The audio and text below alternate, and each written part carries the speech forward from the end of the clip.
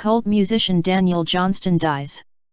Daniel Johnston, whose guileless, homemade recordings inspired dozens of musicians from Kurt Cobain to Lana Del Rey, has died at the age of 58.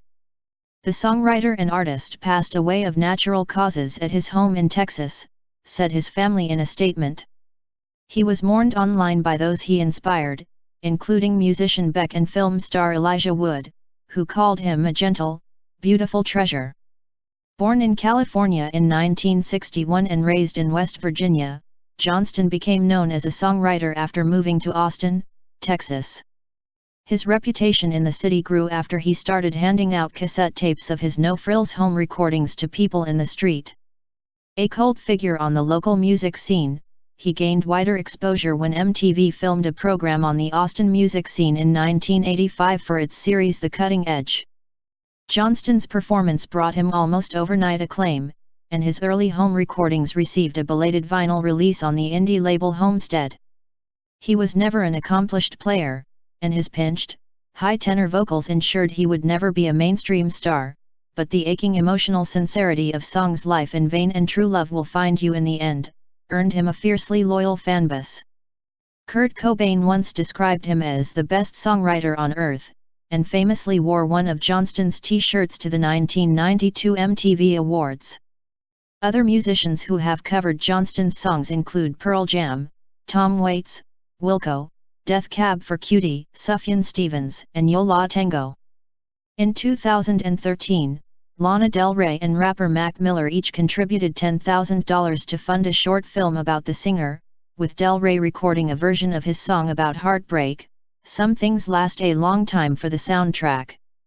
Johnston was also known as an artist and comic book writer, and his magic marker cartoon drawings were an inspiration for The Simpsons creator Matt Groening.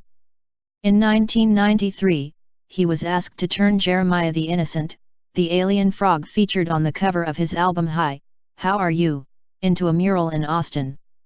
In 2006, his artwork was featured in a major exhibition at New York's Whitney Museum of American Art.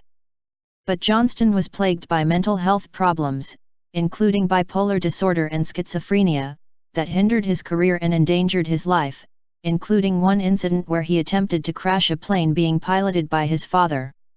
A harrowing documentary, The Devil and Daniel Johnston, released in 2005, showed how fragile he had become, while bringing his music and story to a new audience.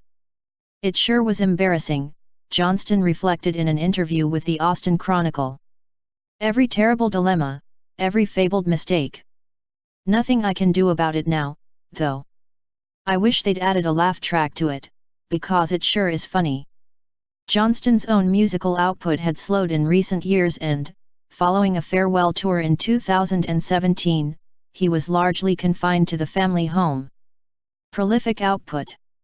His brother, Dick Johnston, told the New York Times he had been treated for kidney issues shortly before his death. He was still productive, writing songs and drawing, and was just annoyed by his health more than anything, he said. "It was just one thing after another." In a statement posted on Facebook, Johnston's family remembered him as a friend to all. Although he struggled with mental health issues for much of his adult life, Daniel triumphed over his illness through his prolific output of art and songs. He inspired countless fans, artists, and songwriters with his message that no matter how dark the day, that the sun shines down on me and true love will find you in the end.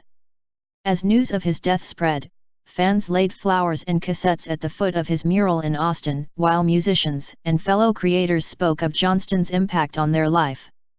"There are not enough words I can say about the vitality of Daniel Johnston's musical spirit," said musician Zola Jesus.